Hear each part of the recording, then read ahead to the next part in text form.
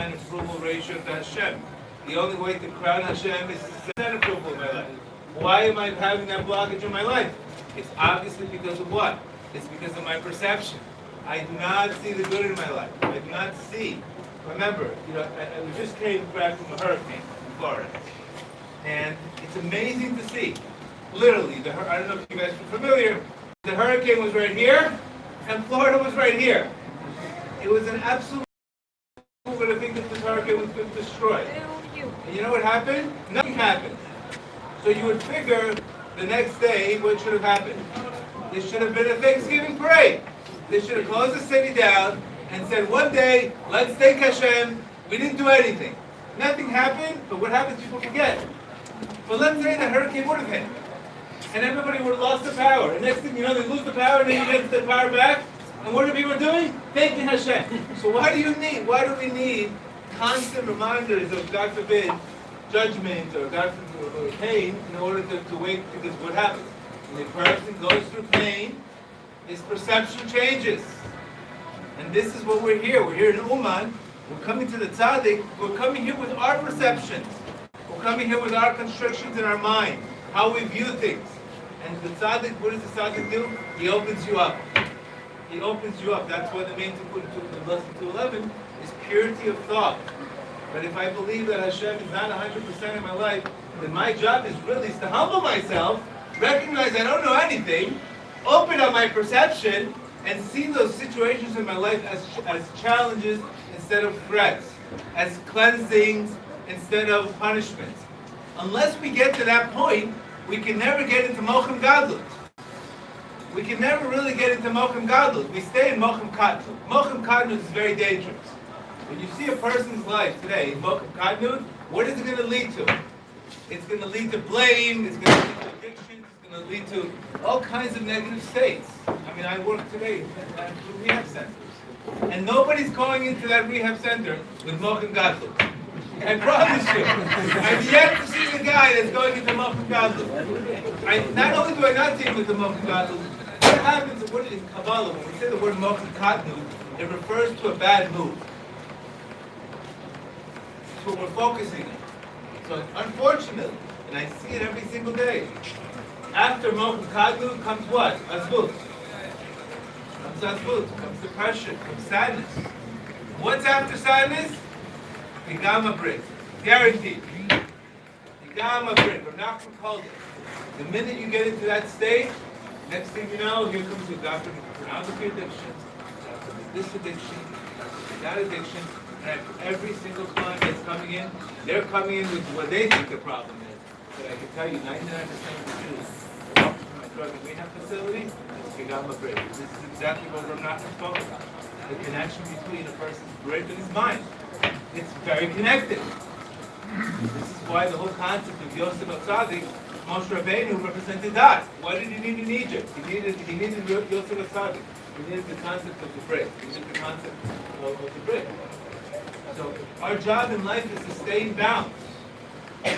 Stay in balance. We have to understand the difference in life between concealment, and we need to know the difference between abandonment. If Rav Nachman already told us that your whole purpose here is for the sake of free will and the sake of testing you, if you don't have that concept down, if you don't understand when there's concealment and when there's a abandonment, then where do you go from there? Because God forbid, if I think God abandoned, only if I think God abandoned me, will I stop praying? Will I stop quit? Will I quit?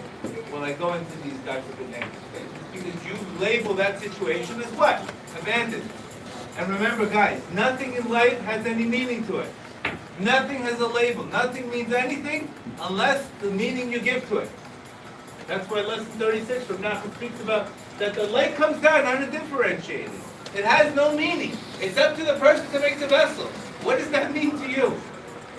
And so if we don't have the proper perspective, if we don't have the proper dot, then all day long we're labeling things bad. We're labeling things, look at this problem again. And then we fall into Mochem Katnut. This is what Rav Nachman's main message was. A person has to quickly go from the Dalet to the Hay.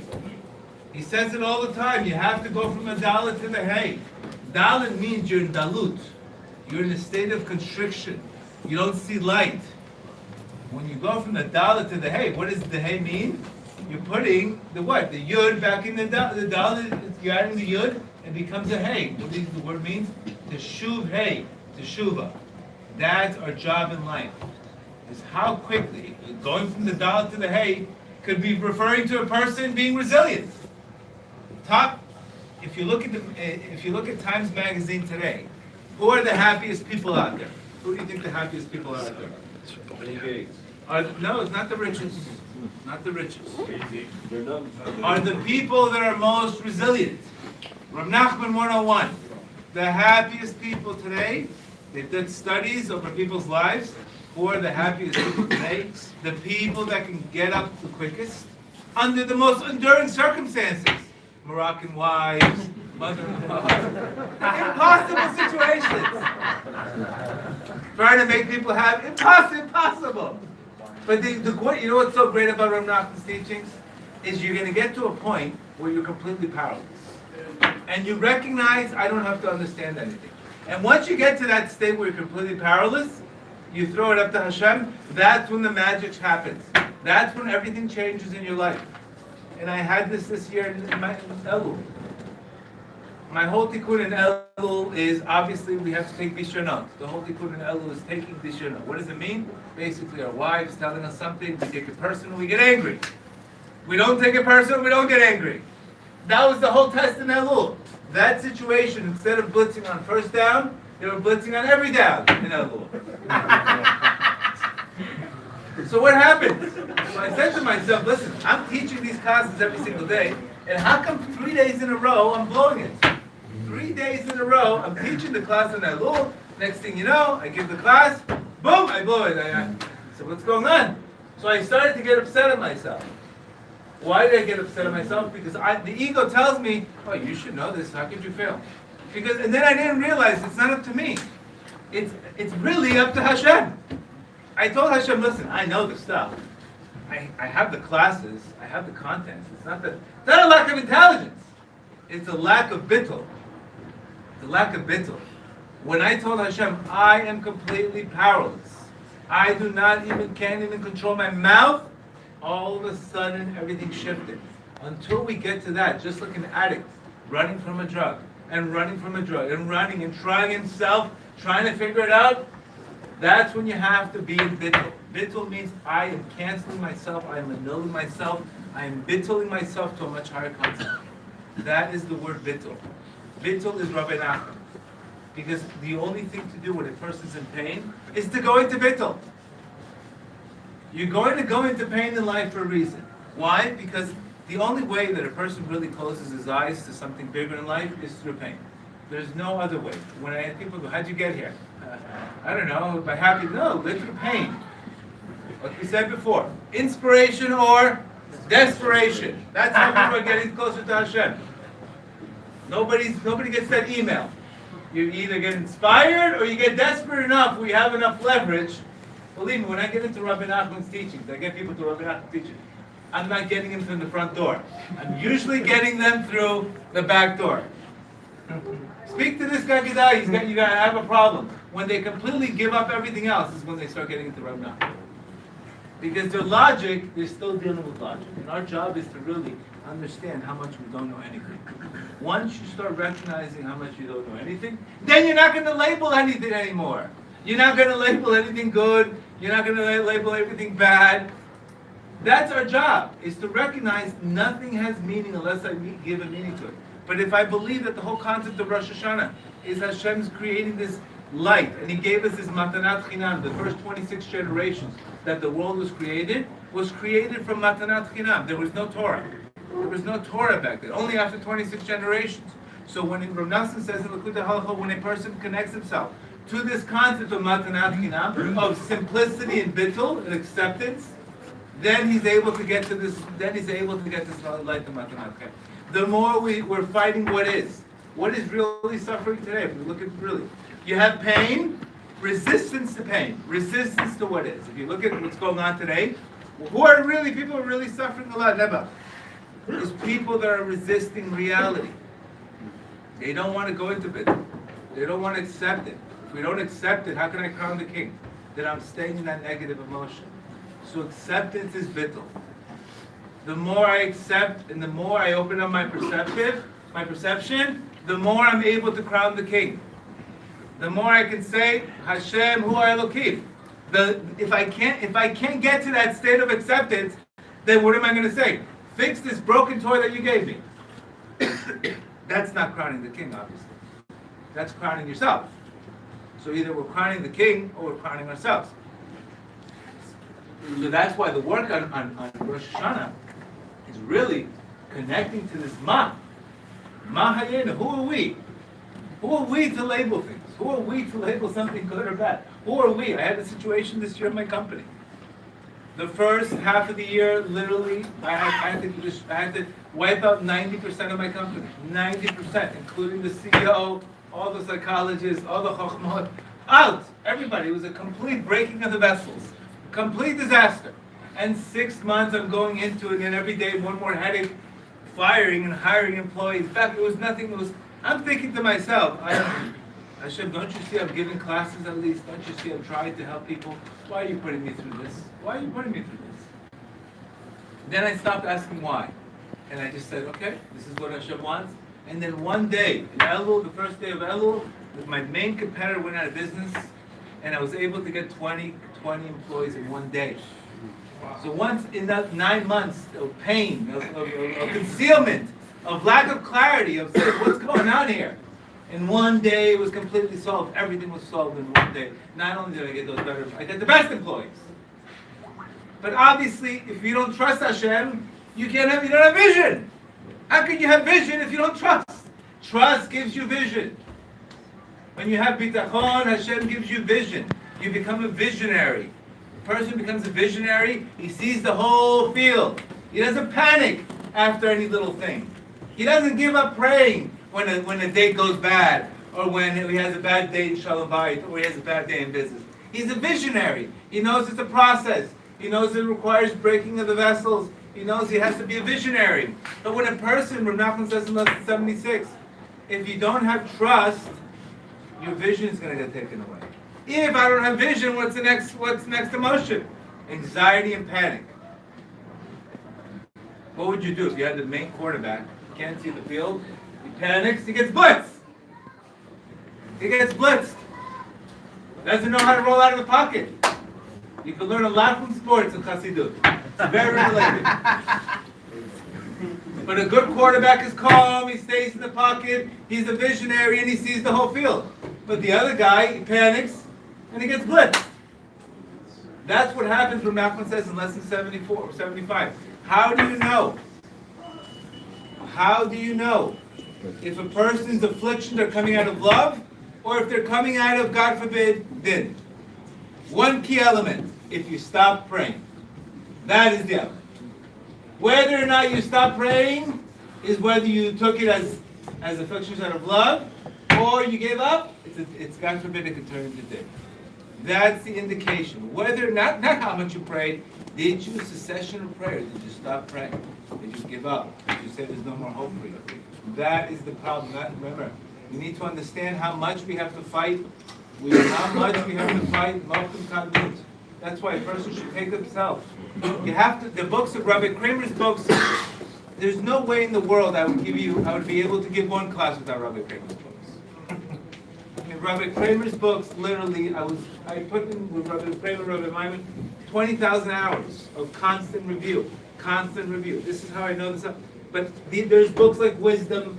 There's books like Crossing the Narrow Bridge. There's books like Advice. These books, you have to have them. You can't go away. Person's in a state of not in a good state. Right away, what should you do? Call a timeout. Break that state and read and learn. Because obviously, if the problem is lack of dot, if the whole issue is lack of dot, which is lack of perception, then I have to go and where am I going to get the perception from? I'm going to obviously get it from the teachings. It's very important to understand that. Another concept that we're going to speak about, which is very important, is America, whoever's American here, obviously we're all chasing something in life. America, they make you chase. Rav Nachman says in lesson in the Wisdom, He says that the Yetzer Hara thinks everybody's happiness is right next to them. And he has it like a closed fist, and everybody's running after it. And you know what happens when you get it? Zero. What do you think's the problem with an addict? If I told an addict, I'm going to give you the drug of choice that you want, all the alcohol in the world that you want, right here in front of you, would he take it or not? He wouldn't take it. Why? Because he gets the high from the craving. It's not once he gets it. Once he gets it, he's like, this is all. It's the craving. It's the leading up to it. How am I going to get it? He's alive when he craves. The addict is alive when he craves. When he's craving for whatever he's craving for. But once he gets it, zero. Because what happens when you crave, when you crave physicality, there's never an end. But when you crave spirituality, you can never have enough of it. But when you have physicality, you get it, you get the craving, this is all I wanted. What happens? So what are you chasing? You're chasing the craving. So we also have to understand that my cravings, if I'm craving other things in my life, that means I really have a very high craving for spirituality. Every single addict that I know, it's a misuse of craving. Instead of craving toxicity, they should be craving infinity. All you have to do is change the channel. They have a craving, but that craving should be channeled to what? Spirituality. So we also need to understand that we can't have a year of constantly chasing things in life. Constantly, we have to make sure to stay in our lane. Like we said in Benjamin Epstein's book, Living in the Presence, which he takes the book from Rav Kook's idea, that all the sorrow today is separating the what? The fruit from the tree. Thinking that once I get the fruit, I'm gonna be happy. It's like a guy saying, once I get married, I'll be happy. No, you're gonna go into second base. It's another challenge. Are you guaranteed happiness because you're married? How many singles tell me, the yo-yos, once I get married, I'll be happy? I mean, we could see once you're married, obviously, how completely chaotic is this thinking? No, it's a second base. You're going into another. Oh, once I have kids, again, second. So we have to understand that we have to enjoy the process. You have to start enjoying the process. Doing his bodedut, when the person starts doing his bodedut is Rav Nachman talking to Hashem. There's going to be major yeridot and major aliyot, a lot of ups and downs. There's going to be times where you're going to want to speak to Hashem and you're going to have absolutely nothing to say. Zero. But when you're stuck in life, when you're stuck, your job is to do one thing. Not to make an excuse, to turn up the desire button. To turn up the desire. Whenever you feel like giving up in life, or whenever you feel like giving up something, that's exactly the time you need to turn it up. When you're thinking giving up, you should be thinking turn it up. Giving up, Rav Nachman says in lesson 66, is because that thing that you need is so essential to you, to your life, whether it's fixing the bread, or whether it's keeping your mouth shut with your wife, or whether it's having bitachon in business, or whether it's channeling your cravings. That thing that each of us has, that is hanging on our head, that we're struggling with, that we feel like giving up on, is exactly what we need to turn it up on. Rav Nachman says.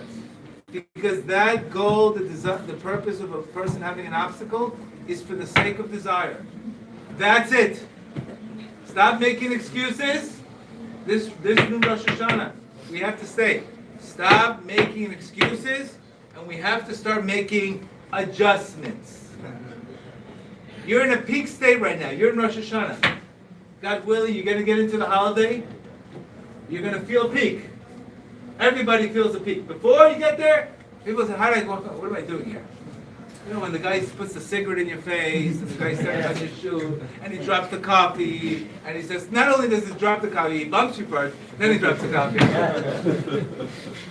And like nothing happened. These are the meniyot. This is the meniyot to get to the tzaddik. Or the every single bump on the road. I never felt so many bumps going on the road in my life. Never. These are the meniyot. These are the meniyot to get here. But once you're going to get to a peak state in Rosh Hashanah, which everybody will, this is the time when you're in a peak state. This is the time to make a decision.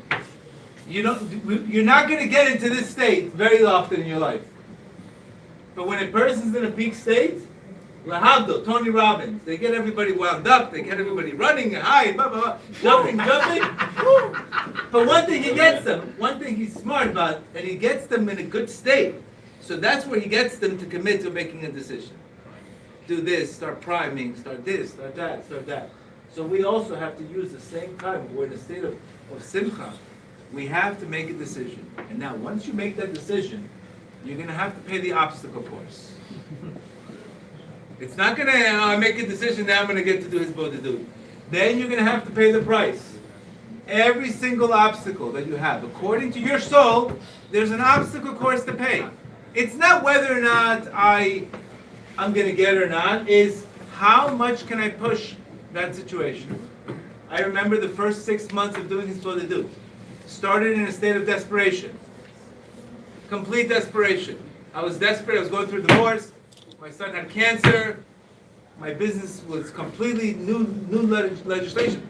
I had nothing to turn to but his bodhidut. That or I was smoking something. People would have smoked, they wouldn't have gone into bittul. That's what addictions, unfortunately, the problem with addictions. It's not whatever the addiction is. It doesn't allow you to go into bittul. And it doesn't, when you don't go into bittul, you can't get the new light of the new makifim that you're going to get from that experience. That's the problem. Without going into bittul, you never get the process going for the new you.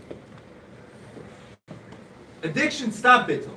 They say, I don't want to deal with this process. I don't want to go through these obstacles. So when you go into bittul, that allows you to go into. There's a great book called by Rabbi Kramer. It's called the Garden of Suffering, which is a phenomenal process. It's a small pamphlet of how to get into bittul, how to get into it, process by process, because you're going to fight that. Bittul, like we said before, is called nullifying, closing your eyes to pain, closing your eyes to the immediate situation. So the first 6 months of his bodhidut, I did not feel a thing. You know, many people tell me, I don't feel it. You're not going to feel everything. The first 6 months, I did not feel anything. Not only did I not feel anything, things got worse. Things got worse. Never forget, I think we had a book that Nissim, the rapper, he started reading The Garden of Peace from Rabbi Arush. The minute he started reading that, he said his wife turned it up 3 times on him. Because once you're going to get to the truth, the Yetzer Hara says, where are you going? You're a good Black American Express customer. You've been here forever. Who are you to change now? Who are you? That's where they blitz the person. That's why I say pray. I pray for people to have enough resilience. I pray for people to have focus. So once you're in a peak state, and you're going to choose that item that you can. If a person's issue is pigama brit, if he has issues with that should be the number one thing. Because that will open up everything else. If a person has an issue with the brit, number one, do not attack anything else but tikkun klali, 40 days, cleansing. Because that will give you your brain. If you don't have your brain, can't function. Really can't work with much out there. That means we have to starve our distractions and feed our focus. Number one is that. Because what's that? Yesod. You know, it's like the guy telling you, I have all these orders, but they're stuck in customs. That's nice. They're stuck in customs. When a person purifies his bread, you know that's the hardest thing for a guy. That's what we're here for, Rabbi Nachman's teachings. We're here to fix that. Because that's where the damage is. That's where the yesod. That's where the blockage is. That's where we have the hardest time. We know what a woman's tikkun is what? Woman's tikkun is her mouth. Honor. How many times did your wife say, I'm not going to that party. I'm not going to say, apologize to her. I'm not going to this. What do you tell her? Forget about it. What's the big deal? It's like telling you, don't look at a woman. Don't look. He's so accustomed to it, his neck doesn't go. Their job, their tikkun is like our tikkun. Their job is their tikkun is their kavod, like our tikkun is our eyes. It's just the same struggle that they have. We have a struggle with that. So that's what we have to work on. If that's your struggle, tikkun klali 40 days. Because Rav Nachman says in lesson 50, you will never taste the sweetness of prayer without that. He says in the lesson 36, you will never taste the tzaddik's teachings. You will never feel the tzaddik's teachings. That means people say, what's this Rabbi Nachman stuff? I don't understand it. And they just close the book because they haven't tasted it, obviously. They haven't tasted it. It's like tasting a beautiful piece of chocolate with a cold. You can't taste it. You're insensitive to this situation. So unfortunately, what is the situation with the Brit? It makes us insensitive to real spirituality. That's why it has to be the first thing that has to be done. But if a person's single, he has to start looking to get married. He has to start looking for the right wife. Do not look for perfection. Make a 7 into a 10. Don't look for a 10. Because even if you think you're going to get a 10, it's going to become a 6. It's going to become a 6. Do not look for perfection. Perfection comes when both of them work together to go. But people, they want the 10, they want it from this address, from this, and they end up getting at the end of the day 6s or 5s. Because a very beautiful girl with a bitter attitude is like a 5. It's like a 5. A bitter attitude is like a 5. It's called sleeping with the enemy. There's a reason why. Believe me, I went through a very bad divorce. I'm just giving you guys reality. Real reality in life. So the main thing is that. The second thing is, once that opens up for you, once the Brit opens up for you, then Rav Nachman's saying your mazal is going to open up for you. Because the word motzi zel levatala is mazal. Once your mazal opens up for you, you're going to feel better about yourself. It's very important. How many people tell you, my mazal is not there, I don't want to open up that business.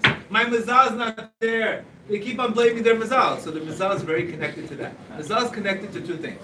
Belief systems, your Emuna, and your Brit. This is the two things we need to work on. Uman is a serious place. This is a place to daven. This is a place to be serious. You don't want to sit there and be playing with all these little toys okay. You want to be serious. This is a serious place. You want to buy books. You want to learn. You want to increase your daven. People playing with guns and little flashers. This is not a place. This is not the 4th of July. Versus Uman Rosh Hashanah, he's next to the tzaddik. People would beg. Rav Nachman said he would crawl here with knives. Food with knives. So what we have to do, we want to be in the peak state. We want a number one thing is the person's holding okay with the bread. Second thing, if he's not open, take on his bodedut. His bodedut is the most powerful thing you're going to ever do. I've been doing his bodedut, thank God, for the past 8 years. This is where I get my classes from. This is where I get my Ruach HaKodesh from. I get it from his bodedut. Every single day, thank God, I'm able to do it in the morning before I pray. Because if you don't go through life and you don't take out the garbage in the morning, you're going to wear that garbage down. You know what they say in psychology, the word displacement means? That means your thoughts are displaced. You're upset at something in business. Next thing you know, what happens? Your kid says something to you. You're going to smack. You're going to give it to them right away. We're dumping garbage onto other people today. Because why? We didn't take the garbage out. You don't take the garbage out, you're going to walk around with garbage. And then you're going to dump the garbage on people. And then you're going to affect your Shalom Bayit. There's no other coping systems today than his bodedut. Because Hashem creates a lack in your life. Everybody has a lack in their life. One guy's lack is parnasa issues, one guy's lack is Shalom Bayit, one guy's lack is health, is being single. The lack is the purpose of the lack is to get closer to God. So that lack. The lack is not to get upset. The lack is not to get depressed. Why do you think an alcoholic cannot pray? Why can I not go out? Many people tell me, I just smoked marijuana, I feel so close to Hashem. Or I drink, I can't deal with my wife unless I smoke marijuana. I always need I need a good buzz to get closer to Hashem. What's the problem with an addiction? What's the problem when you're in that state? You feel whole. Where's the lack? If I'm coming to God with a lack, that's the whole point. You come with a broken heart, and after a broken heart comes what? Comes joy. But you earned the joy. You came with a broken heart. And that broken heart became joy. But when a person's drinking or a person's smoking, he feels complete. He feels wholeness. In a world where there is no wholeness. Where there's a lot of lack in this world. And that lack is supposed to be for the sake of getting closer to God. Through that lack. But when you don't want to lack, you're basically telling God, get away from me. I don't want lacks. What do you mean you don't want lacks? And the more you pray, the more you recognize how much you're lacking. And how much you need more Hashem. And how much more you're dependent upon. But when a person comes and he's already drunk, he's saying, I'm whole. I'm good. I feel great.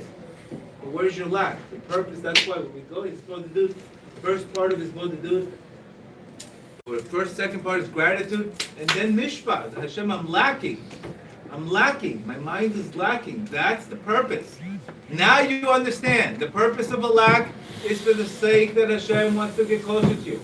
The whole purpose is intimacy. He wants you to have an intimate relationship. He can get rid of all your problems. Believe me, he could have gotten me those 20 employees in October, and I wouldn't have to go through that whole mess of 9 months. But that whole mess created a lack, and it created a new relationship with God, begging him every day, asking him, helping me. You see I'm powerless. I can't even try to get an employee. No matter what I do, where do I go? So that situation created such a lack that it allowed me to get closer to God, which ultimately was the greatest thing. Because it forced me to be on a daily contact. But let's say things are too good for you in life, and everything's going good. You know what's going to happen? You're going to start forgetting. You're going to take things for granted. You're going to run into boredom. You have to sit there sometimes in this building alone, with nothing to say but open up my mouth. And the hardest thing is the beginning. And this is what a person needs to understand. He needs to understand. I'm in a peak state. I need to make decisions. Life changes your decision. Your Shalom Bayit and your Parnasa, which are the two things that wake us up, wake everybody up here. There's not a person that's not woken up by his Shalom Bayit or his Parnasa. Rav Nachman says in lesson 9, it's according to the level of sivukim you make, your quality of speech, your quality of prayer. How's your quality of prayer? Because splitting of the Red Sea and finding a mate is as difficult as splitting the Red Sea. Rav Nachman says splitting the Red Sea is referred to tefillah. How focused are you? Imagine waking up in the morning, doing his bodhidut, taking all the empty garbage out of your life, taking all the things you can't control, and then getting to Shachrit with a clear mind so you can be laser focused, and that's where vessels are made. That's where things happen. But when you go in there with the phone, and the head in Tokyo, and this guy is this, and all he wants to do is what's for breakfast, what kind of kelim are you making there? Focus is so important. Have that discipline. So doing his bodhidut in the morning, it's the best coping system, because you know that the lack is good, and the purpose of the lack, and believe me, I don't need more tests on lacking, Hashem. I'm good with this. Believe me, I'm good. Just like the Jews, what happens when Pharaoh was running after them, what happened? They screamed out. What did Hashem do? He got rid of them. And then they forgot. And what happened again? They came back. They came back. This is what happens. You get comfortable, you get casual, you're going to be a casualty to life. That's why we do these classes daily. Person has, this is the only mind. This is the mindset of right now. Get comfortable being uncomfortable. Appreciate your lacks and look these lacks as a message to get closer to God. Don't look as a lack and fall into Mokum Kadmon. There's nothing worse today, God forbid, than going to see religious Jews, people with Torah, with drowned out and beat, walking around like they got beat, like the Miami Dolphins.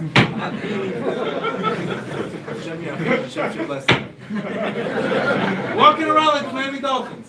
0-16. Now, you could look at it two ways. It's the breaking of the vessel, new beginning, new draft picks, new team. The Browns? But we can't walk around with no confidence. We have to do a better job and not letting I can have a bad hour, but I want to turn that bad day into a bad hour. That's better. I can be in a tough state for an hour or two. That's okay. But I don't want it to ruin my whole day. I have to turn a bad week into a bad day. A bad month into a bad week. Cutting down that mochem katnut area. Because like Joe Dispenza says, you don't want to be, your personal reality should not become your personality. If your personal reality became your personality, we got a big problem. Because that means something outside affected who you are. Why is he like that? Why is he so bitter? Oh, this happened to me. God forbid, I don't want to be insensitive to anybody. But we don't want to have a personal reality become our personality. That means outside affected inside. So what do I do now? I got a problem. Because then I'm always dependent upon exterior circumstances to become interiorly happy. I can't have that. I need to have a resilient mindset. I need to know, just like in football, to label a concealment. I label tzimtzumim. I recognize Hashem right now. I'm in the tzimtzum. I'm not seeing clarity. Label it a tzimtzum. Label it concealment. Rav Nassim said there's going to be concealment and there's going to be revelation. You're not going to have revelation all the time. There's going to be concealment. What do you do when somebody's concealed? You cry out and look. You have to label concealment. God forbid, we never want to say abandonment. Abandonment means the problem. Abandonment means depression. Abandonment means yush. Abandonment means addiction. Abandonment means suppression. God forbid. Abandonment means losing your family.